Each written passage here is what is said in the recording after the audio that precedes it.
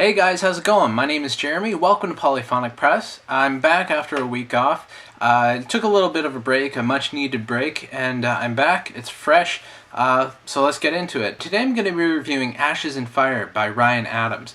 Ryan Adams is an interesting guy. He's sort of a singer-songwriter doing like country rock type of stuff, kind of like Graham Parsons. He's been around since about 1999, and this is his first solo album without the Cardinals. They were all known as Ryan Adams and the Cardinals, but this is his first one since they split up. He sort of went solo. And this album features some really heavy hitters in the music industry. You've got Benmont Tench playing piano and B3 organ from Tom Petty and the Heartbreakers, and Norah Jones, who plays piano throughout the whole album. This album starts off with a song called Dirty Rain, and it's really just a slow song with very minimal instruments, and it really is very stylistic of Ryan Adams. It's you immediately recognize his style and you immediately know it's him. There's not very much going on with the song. It's very organic sounding. There's just an acoustic guitar, bass, and drums with a little bit of organ in the background, and the lyrics really take the front seat in this song. Eventually it slow builds into just a climax, and it really lifts the song up. It's sort of mellow in the beginning, and it's sort of a sad feel, and then towards the end it sort of picks up, and you really feel as though it's everything is going to be okay.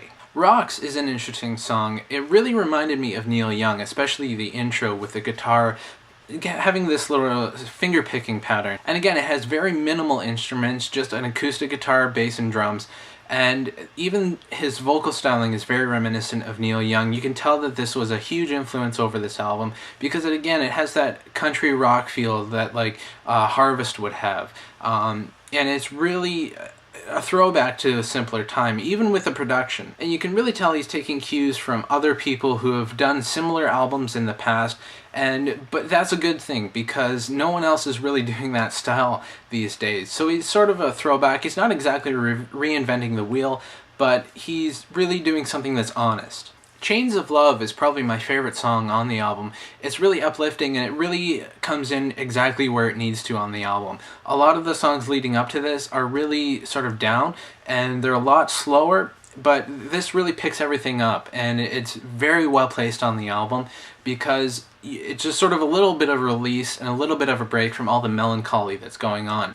Even though the songs that are leading up to it are really down, and it's about losing love and just feeling down. You can tell that, hey, even though this is happening, everything's going to be okay. And this song really represents that well, and it's very well placed on the album. It's a little bit faster, a little bit, chugging along. It's got a chugging rhythm, and it just works really well. Save Me is a really like heart-wrenching song. You can tell it's about a man in pain, but you never really hear exactly what he's referring to, so it sort of leaves it open to interpretation. And it's one of those things that everyone can relate to. And I think his writing style really represents this sentiment very well. He doesn't write in a style that's obvious. It sort of leaves it to open to interpretation, but you can tell that he's actually feeling the things that he's writing about, but he never refers to anything specific, which is brilliant, and I really admire that in a songwriter. Kindness is a really great song. It's almost got a jazz feel to it. This song really has some very nice harmonies in the chorus, and I think Mandy Moore, actually, who is Ryan Adams' wife, I think she actually sang on this song. And, say what you will about her, she was bubblegum pop or whatever the last 10 years or so, but she really is a good singer, and this really represents her vocal range very well. She can do different styles, and, she's not afraid to. Lucky Now was actually the first single to be released from the album. It's got a little different feel to it than the rest of the songs. It's a little more poppy, which is probably why it was chosen as the first single. But it is a good way to introduce the album to someone, and it's very representative of the rest of the album. I think that if you think that's what this album is going to sound exactly like, you might be a little bit disappointed, but it's not too far of a departure. Production-wise, this album is very dry and very dead, and I don't mean that in a bad way. There's not a lot of reverb, there's not a lot of effects going on or anything like that.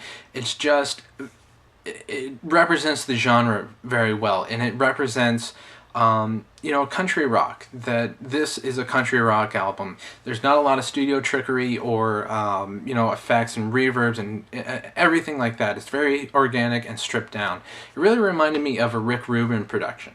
So yeah, I really like this album. This is what I would call a Sunday morning album. It's not something you would put on in a party, and it's not something you would put on in the background either. It's something you would put on and you would just listen to it. You wouldn't, you know, just go do the dishes or something. You would sit down and actively listen to it. So I really liked it. I'm going to give it an 8 out of 10. So anyways, that's what I thought about the album. Let me know what you guys think in the comments or the video response. Don't forget to check out the Twitter and Facebook pages. Links are in the description, as well as the website, polyphonicpress.com. If you'd like me to review an album, let me know in the comments or the private message or email, however you can get in touch with me. And I guess that's about it. I'll see you guys on Wednesday. Take care.